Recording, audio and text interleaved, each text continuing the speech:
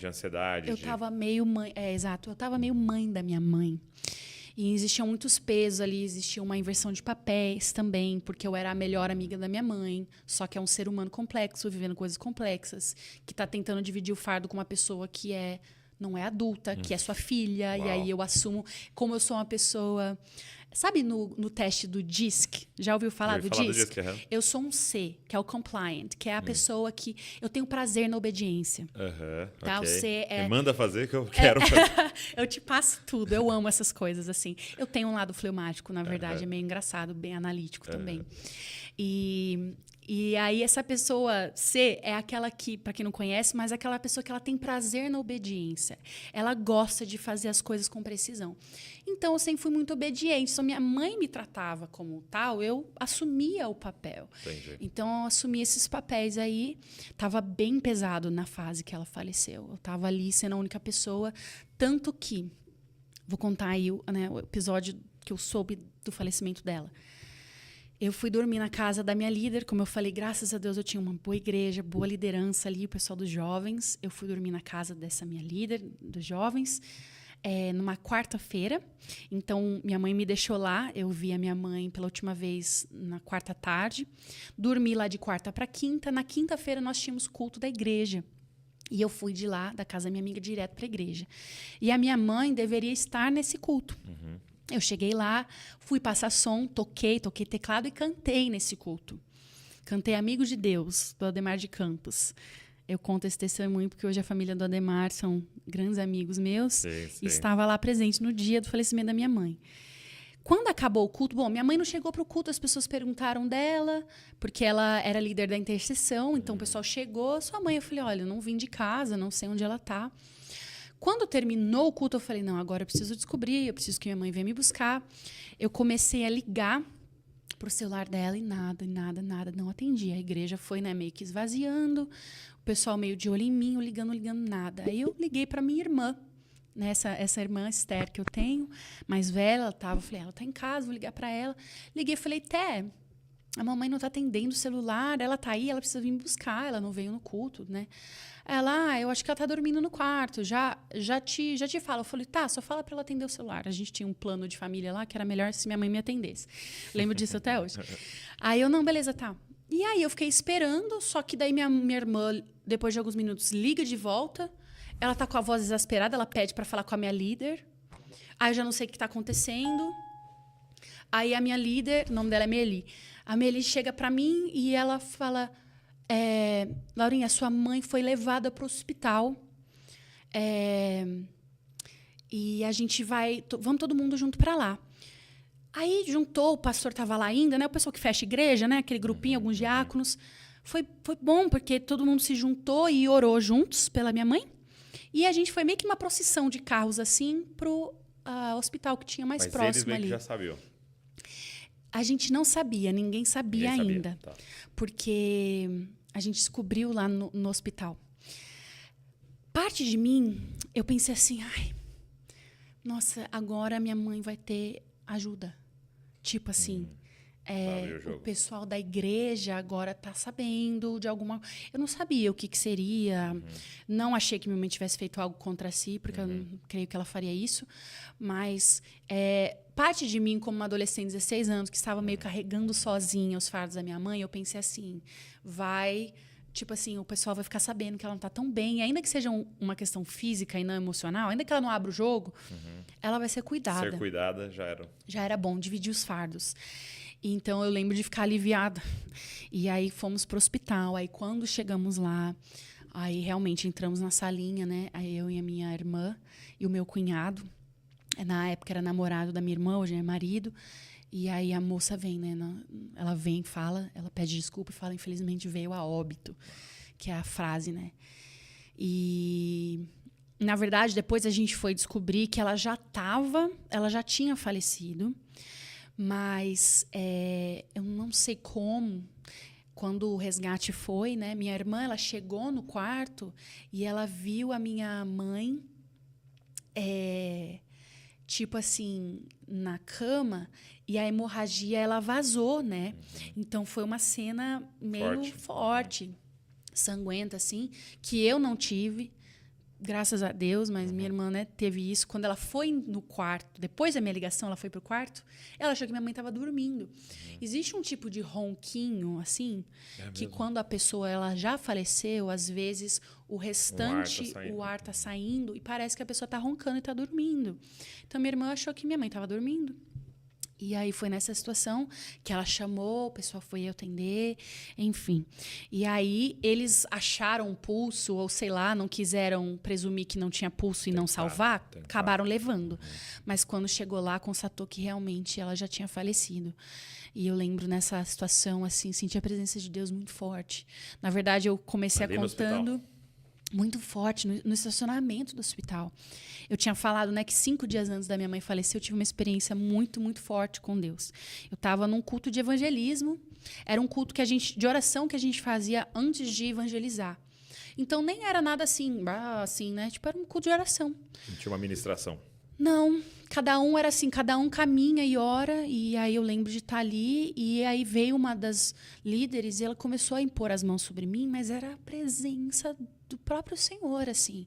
E ela começou a liberar muitas coisas sobre o meu destino, sobre o Senhor ser o meu pai, de que ele estaria comigo, que ele quem me levaria nos lugares que ele gostaria de me levar, um chamamento para as nações. Foi uma coisa assim tão... Falou sobre minha família, minha futura família. Então, assim, foi uma coisa tão extraordinária. Não só das palavras, mas foi um encontro. A presença de Deus, assim, foi tão tangível. Sem brincadeira. E eu sou uma pessoa mais analítica, tá? Então, eu não sou uma pessoa de fazer sensacionalismo com experiências com Deus. Eu realmente não sou. Mas eu me lembro de sentir fisicamente a unção no meu corpo. Até meados de junho. Isso foi em janeiro. Eu senti uma unção física no meu corpo. Sabe quando você percebe, assim, mas era contínuo até junho. É mesmo? Então, o Senhor, ele me batizou com a presença dele 5 dias antes do falecimento da minha mãe, de uma forma que, quando tudo aconteceu, eu sabia que Deus estava comigo. Foi uma coisa, assim, uma presença de Deus no hospital. E aí, eu comecei a assimilar, né? Eu falei, cara, eu sou a menina que o pai morreu, aí a mãe... Eu comecei a assimilar, eu me senti de alguma forma até escolhida por Deus para uma história peculiar. É mesmo? Foi seu raciocínio? Eu acho que fez parte da minha aceitação também. Eu acho que muitas pessoas, elas não vivem o luto saudável porque elas não entregam, elas não se conformam, né? Elas não aceitam a perda. E é lógico que é muito difícil aceitar a perda, mas aceitar a narrativa da sua vida é muito importante para até significar aquela narrativa. Senão, você nunca atribui nenhuma significância àquela dor, né? E ela fica para sempre sendo uma injustiça, ao invés de ser uma semente de algo que pode ser gerado na sua vida e história. Então, eu me lembro de processar isso e aceitar. Eu aceitei a morte dos meus pais. Eu aceitei, eu recebi como... E assim, eu acho que Deus, ele é bom, eu acho que Deus nunca deseja a morte, eu acho que ele usa todas as coisas para a glória dele. Consegue pegar tudo. Existe uma complexidade teológica, às vezes, nessas questões das nossas perdas, mas eu prefiro não deixar isso se colocar entre eu e o Senhor, porque ele é o que sara tudo. Então, eu tenho que correr para ele, não dele. E essa foi, assim, a grande, sabe, virada da história do luto, de correr mais para Deus, mais para Jesus e deixar o Senhor ressignificar minha identidade, porque agora eu não era Laura, filha da Marizilda e do Leopoldo. Não era Laura. Eu era quem eu era. A partir dali, era eu e o Senhor. E ele poderia reescrever a história, né, e fazer algo que eu não imaginava, além daquilo que a minha configuração local ali, da casa, né, da minha casa, estava gerando em mim, porque se eu fosse realmente ser um produto da minha criação, da minha casa, eu não seria minimamente saudável para caminhar em 1/3 das coisas que eu caminho hoje. Eu sou realmente assim um produto, produto no bom sentido, um resultado da graça e o amor de Deus. Eu não estaria aqui. Antes mesmo de eu perder meu pai, eu perdi meu pai. Aí foi aquele momento de, né, entender com o Senhor, aquele baque que está acontecendo. E ele Adoeceu? Ele teve um infarto fulminante do coração. Poxa. Não Bem foi uma novo, coisa né? que nós... Não, ele tinha menos de 50 anos. Acho que estava no mid-40s, assim, lá na 40 e tantos, assim. E não tinha nenhuma perspectiva. Do É dia pra noite, diferente. acabou. Sinceramente, eu acho tão cruel também quando a gente está lidando com doença na família. Eu não sei o que é Meses, pior. Assim, o lado positivo é quando você se prepara, né? Só que também nós somos pessoas da fé, que nós vamos crer até o fim, porque essa é a nossa, essa é a nossa função, crer até o fim, crer no que ele desiste, disse, né? nunca, até o fim. Então, também tem essa batalha de fé que não é algo que eu vivi, né? Eu já vivi outras batalhas de fé, que eu senti que eu perdi também, e isso faz parte, o mistério, né? Os mistérios das coisas que não se concretizaram como nós achávamos, mas isso é também papo para outra coisa, mas também já vivi isso. Mas o âmbito da morte ambos os meus pais. Meu pai teve um infarto fulminante, então também foi repentino. E a minha mãe, ela teve uma ruptura do intestino. Ela teve uma hemorragia interna por causa de uma obstrução no intestino. A parede do intestino dela se colou e ela teve uma hemorragia interna por causa disso. Não sabemos exatamente o porquê disso. Ela tinha feito cirurgia bariátrica, mas anos antes. Mas parece que tem um período crítico ali, que a química do seu sistema gastrointestinal ele está bem sensível. Então, a gente imagina que tem a ver com isso. Só que, na verdade, é engraçado. Também foi rápido. Foi papum, não sabíamos de nada. Só que essa é a narrativa natural, né? Sim. Engraçado, pensando, porque quando eu olho também, né? Que é isso que é o privilégio de andar com Deus. Nós conseguimos entender e começamos a pegar uma narrativa que é superior. Não é a narrativa só analítica, humana, natural, nem só emocional, também nem só racional, que eu acho que a gente pode, né, abordar por vários ângulos, né? Mas entender a perspectiva divina, por exemplo.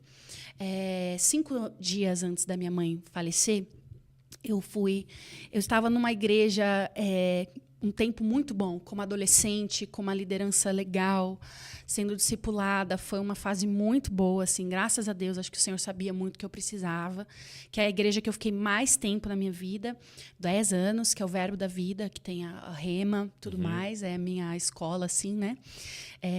Em questão da vertente bíblica. E nós estávamos ali em Campinas, da onde eu sou, naquele período com 16 anos, e o Senhor estava fazendo muitas coisas, me colocou em comunidade e tal. E naquela fase, o Senhor começou a falar muito comigo sobre destino. Minha mãe fala assim, em 2017. 2016 foi um dos melhores anos da minha vida em relação à identidade e destino. Porque, né, a ausência do meu pai, a minha mãe, ela era psiquiatra. Inclusive, é por isso que nós somos de Campinas. Ela foi para lá fazer Unicamp. Ela era extremamente inteligente, estudada, culta. Também tinha... A parte musical também veio dela. Cantava, tocava, muito, assim... Muito habilidosa com várias coisas, assim. Mas nessa fase de vida... na adolescência, assim, você vai se tornando mais adulta, né? 16 anos de idade, senso crítico aumenta e aquelas coisas. Eu comecei a sentir mais o baque daquela lacuna. Porque enquanto você não para pensar ou analisar ou sentir, você vive como se aquilo fosse o normal, é tudo que você conhece. Não ter uma família estruturada, né? Ter um pai ausente, ter uma mãe que trabalha muito, que faz plantões de fim de semana. O fim de semana que era assim o tempo, ela estava fora dando plantão de 48 horas, provendo para a família, né, Fazendo o sozinha papel e tudo dos dois mais. Exato.